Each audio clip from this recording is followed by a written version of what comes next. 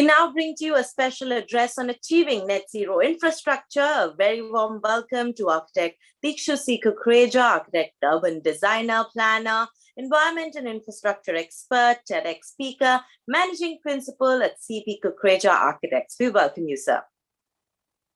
So we are all gathered here today to be discussing something which is really affecting the lives of each one of us and our near and dear ones. It's time we really need to understand that it is vital that net zero as a philosophy, as a culture, as a way of life is mainstreamed. And we need to find ways, innovative ways of how net zero can be implemented and can become an integral part and parcel of our lives. So I would like to today discuss the possibilities, the opportunities that are there with net zero and embracing net zero through the medium of architecture. As we all are aware that the real estate and construction industry has a very significant role to play as far as pollution or carbon emissions, etc. are concerned. But it does not mean that this has to stop as far as real estate and construction is concerned. We need to only find new innovative ways of how we are going to be doing and embracing this change of net zero.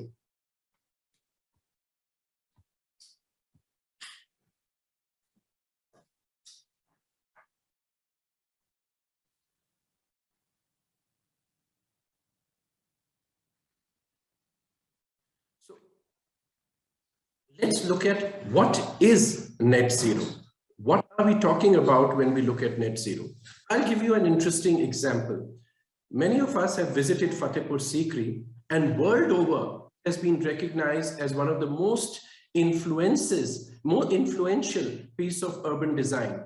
It's considered a city which came about from nowhere and became a marvel as far as architectural design is concerned. Also, Fatehpur Sikri embraced principles of a homogeneous use of local material. It had passive cooling, a lot of elements like jali, colonnades, courtyards, etc. And yet, after a few years, this whole city was abandoned. The reason for that is that this intervention into our built environment was at the cost of nature. It was not built considering even the fundamentals of where the water systems for this city will come from, where the water will come from. And as a result, the whole city was abandoned.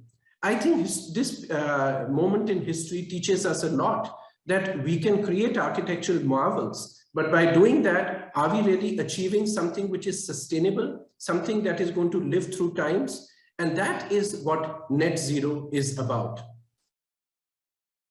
Why do we need net zero? That's another question many people ask. How is it affecting our generation? Why do we have to make the sacrifices today for who knows what happens tomorrow? Well, we need to do it today because it's really now become the need of the hour. This is the kind of life we all are living in cities. Anywhere we go, these are the kinds of crowds or overcrowded that we see and experience everywhere. This is the kind of air we are breathing day in, day out. And that affects every single individual, every single inhabitant who lives in the city. And this is becoming our norm, where we are walking around with our mouths closed, with our faces covered. That's not called healthy living. And when we go out on the street, this is the kind of public spaces that we are ending up creating. More and more and more roads being built only to accommodate more and more and more of transport, vehicular transport, and all at the cost of a very net zero environment friendly solution like pedestrian and non-motorized vehicle movements. We are putting them aside at the cost of creating more and more roads for vehicular movements. And as a result, this is what our rivers are beginning to look like. These are not three angels standing amidst clouds, but they are actually standing in the river Yamuna, which is right here in Delhi. And that's the kind of complexion we have given to the rivers which run through our cities.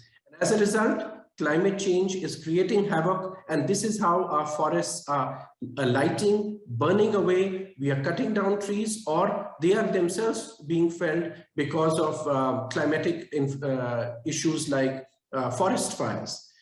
So really, what we need to look at is what the government of India and our Prime Minister has outlined as a very forward-thinking and future-embracing concept of Panchamrit, which was discussed and announced at the COP26 conference, which happened recently. And when we look at these 5 principles that we are talking about reaching non-fossil energy capacity to 500 gigawatt in the next 8 years. We are talking about fulfilling 50% of our energy requirements via renewable energy within the next 8 years. We are also talking about reducing 1 billion carbon emissions by 2030 and the carbon intensity by more than 45% by 2030.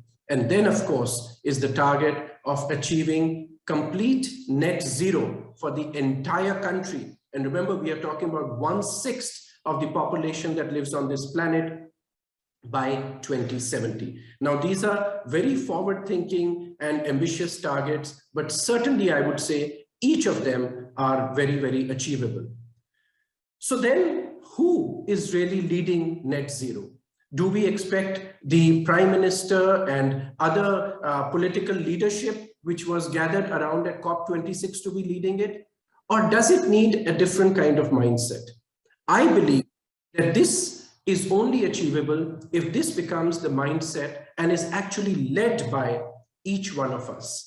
Every individual needs to realize the significance and criticality of net zero. And with that, we ourselves need to become leaders of how we are doing that. The leadership could be happening around in our neighborhoods, in our schools, colleges, in our workplaces.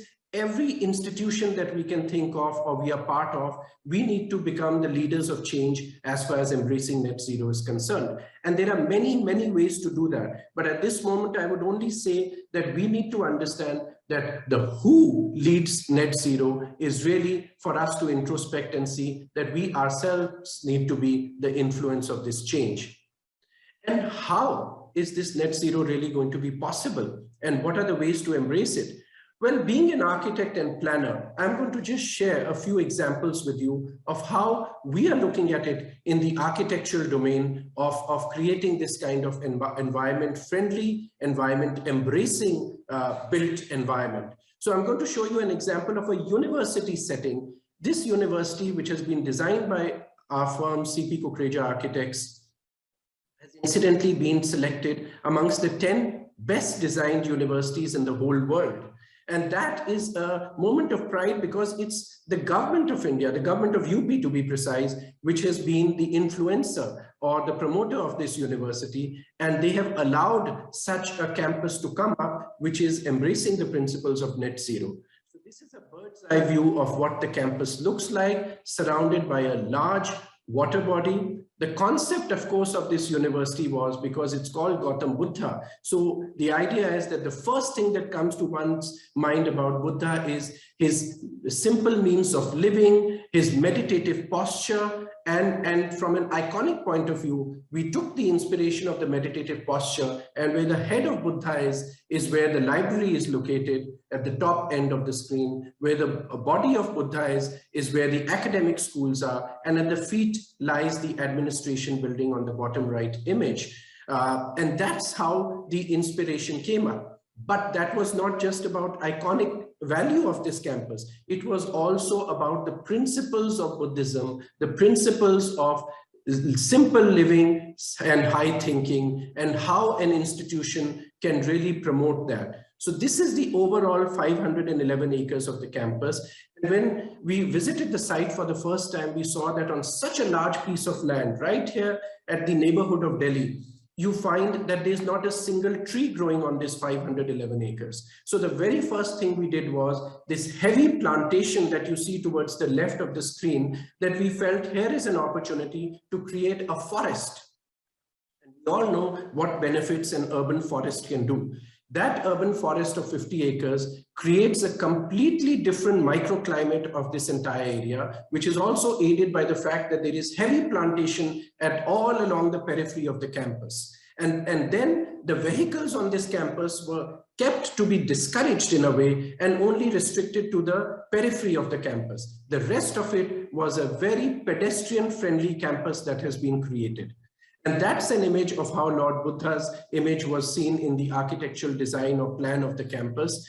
But the idea has been of bringing in green and blue, a lot of greenery, and as I said, forestation, and a complete system of water bodies. So this lake that you see, which is over 5 acres of lake that has been created on that campus, becomes a source of water collection. So whatever water comes in the high periods, such as monsoon, gets collected here, and that water then becomes a source for being used as a supply mechanism for the running of the university. So rather than allowing the water to drain out, choke the roads outside, choke the drains outside, the water becomes an element which is an integral part of the campus.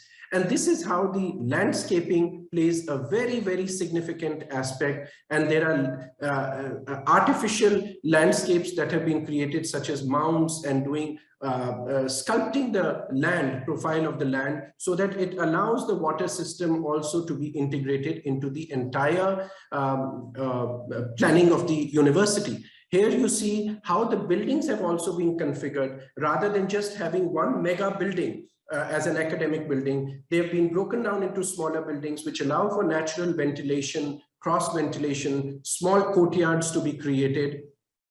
And that all these systems are part and parcel of our historical architecture. They only need to be reinterpreted and brought to the fore today. That's what I believe embracing net zero architecture is about. Historically, our civilizations have learned to live with the environment. It's only today modern society has forgotten to do that in our sort of very audacious and arrogant approach. Here you see another image of how those academic buildings have very pedestrian-friendly walking spaces, and they are all protected by this element of jali, which is a very strong element of Indian architecture, which helps in passive cooling. There's a complete system of water bodies which runs through the whole campus, and here you see how water preservation and that water conservation takes place in the entire campus. So these are principles that I feel are very, very important. And here I believe that when one creates or designs such a university, I hope that the students who are living in this university campus are already, for them, natural environment, nature has become part and parcel of their living. Even if they are living in the city, we have taught them by having them live in that kind of a campus of Gautam Buddha University, how to embrace nature.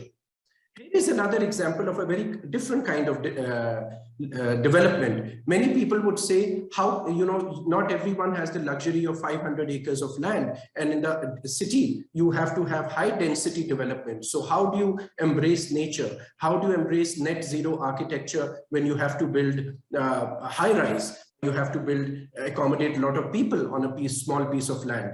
So here is something where we have designed for Delhi. In fact, for the Delhi Development Authority, DDA, this is India's first transit-oriented development project. And what does that mean? That means that we are saying, let's shun the private vehicles. Let's not give the private cars so much importance. Yes, you can own them certainly, but there is a viable alternative. And that alternative is that you have what you see on the left of your screen, you have public transit. So on this site of 80+ acres in East Delhi, you have 2 metro corridors which are running through this site. And what we have created is a mixed-use development, which of course has this tallest building of Delhi being constructed right now, and very high density housing. But at the same time, a lot of greenery and all principles of net zero architecture, including this image that you see. We are creating a large green public park, which is not only going to serve the inhabitants of this 80 acres, but it becomes a green oasis for the rest of East Delhi as well. So just a visual to show you how this kind of a design has emerged. I'm just showing you a small video. This is how this planning is different from the regular planning that we see in cities, where we demarcate a certain area of the city for commercial development, another part of the city far away for residential development, and then people have to travel these distances, causing pollution all the time, moving from one end to the other. Here we have created what is a mixed use development, and the planning principles are organic. The idea is that these simple courtyard plans that you see, this is where you have retail and commercial happening at the lower levels, which activate the streets, and above them become the development of residential. So this is a very different principle of organic architecture, of creating an organic density, and that's how it is looking at. So while it has a very high density and it has high rises, but that does not mean that it takes away the quality of these pedestrians who are walking there. It takes away the quality of the publicness from the city. It in fact enhances that. And these principles that you see even in the architectural design and planning of creating stilted areas where the breeze blows through, and when a breeze blows through this kind of a water body, it immediately has a cooling effect. And these principles change the microclimate of the area. Automatically, you require less artificial energy to cool the buildings when you have created an effect in the microclimate of that space itself. Moving on, I'm going to share one last example with you of how India is today poised at a point where we are being able to exemplify to the world what net zero architecture is about. For the last 100 years or for the last 75 years since independence, for a long time, we have been looking towards the West to give us solutions of how we need to build. Today, we are poised to show the world how we should be building. And I'm proud to inform you that the India Pavilion, which we designed at the Expo 2020 in Dubai, which is currently on, is an example which for here in this case, the American Institute of Architects has selected it as one of the most iconic pavilions. And that is because it is embracing the theme of sustainability. So this is the entire view of what the Expo 2020 in Dubai looks like. And towards the right of your screen, you see is the location of the India Pavilion. And that is the theme of the Expo is three themes: opportunity, mobility, and sustainability. And we are here in this opportunity district where the India Pavilion is. And that's again what you see towards the front of the screen where the India Pavilion site has been located. And the idea here has been, again, for us to show the world that even while India has built one of the largest pavilions at the Expo, and our building is not just a pavilion which will be taken down once the Expo is over, it's a permanent building, which are only 3 such pavilions out of 190 at Dubai Expo, which will be permanent. You see the principles of shading. We have a plaza and how that plaza can be shaded, the elements of visual continuity, of also showing the world principles of Jantar Mantar and such historical monuments that we have had. But all this came as far as the design of the building based on a lot of studies of the environment, whether it was the wind analysis, whether it was the shading patterns through the day or through the year. All these were important elements that were looked at. And then we wanted to show to the world that while we are transforming and modernizing as a nation, we do not want to forget our past. We do not want to ignore our history. So for example, here, we took the inspiration of the important stones, the natural stones of India. And from that, we derived a system of facade. And this facade is a kinetic facade. It's one of the first times India has attempted that this facade moves. It's not a static facade. So that becomes the facade of the Expo. And why is it so? It is so because we want to demonstrate the principles of net zero architecture or sustainability. Because this building is a permanent building beyond the Expo, and also The use of the building inside, it's 5 floors, but one is not sure yet what this building will be used for eventually once the expo is over. So we have created a facade which not only moves, but it also gives the flexibility of how much glazing or how much opening you want, how much sunlight you want to come into that space, whether the inside space will be tomorrow a library or a museum or an office. Depending on its use, you will be able to control the amount of sunlight needed for the usability of that space. It also allows, based on the sun movement and the climate during the year, for the amount of sunlight to enter into the building. We are able to control that. So this is how the facade really works in the India Pavilion. And of course, allowing tremendous opportunity to express the different facets of India at the ongoing expo by changing its patterns, by changing its colors, by having digital projection like this. It becomes a backdrop. The building itself becomes a backdrop of showing the milieu of Indian architecture, Indian culture, India as it stands and its potential. So I feel that as architects, we have a very, very significant role to play. And we are not going to here leave it at professionals, whether it is architects or whether it's environmentalists. As I said earlier, if we want to influence change, if we want to really embrace a net zero way of life, it has to be by each and every one of us. For example, as I mentioned earlier, I've often heard that the real estate and construction industry in India, not just in India, world over, it contributes almost 40% of the carbon emission.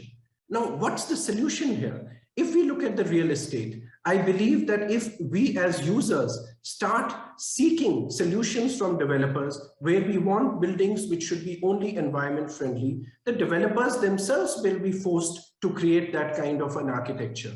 Unless we expect that as a consumer, whether it is from a real estate developer for our building or for our home or office, or it is the kind of public transport we choose, or any other medium, whether we go to a restaurant and we see, or we go for retail and we see the kind of products, how they are being created, are they environment friendly? All that has to become part of our culture. One last thing I would like to appeal also is that in India, we often believe that it's the capex, the capital expenditure, which is more important. And therefore, we like to cut costs because we feel we don't want to spend more to incorporate elements of green building or sustainability. I think we are now past that time. I think we need to demonstrate that we are concerned about our environment, we have to safeguard our environment, and we have to embrace net zero. And for that, even if we have to incrementally add a little more into the capex of buildings which are going to live a lifetime beyond our own lifetime, we need to spend that kind of expenditure on our buildings to make sure that they are absolutely environment friendly. With this, I believe the time is right. The call that has been made by the Prime Minister about Panchamrit and embracing net zero is something that India is poised to achieve. And I'm confident that in the real estate, construction and design fields, we have the technology and the aptitude to do it. Thank you so much. Thank you so very much, Architect Kukreja, for joining us and really for showcasing us all that you and your team have been doing, those projects and so much more, how you are working towards making tomorrow so much more better for our generations to come. And all set to now present to you a very interesting fireside chat on accelerating the journey to decarbonizing. And I'll be soon introducing our speakers right here, so please do stay tuned.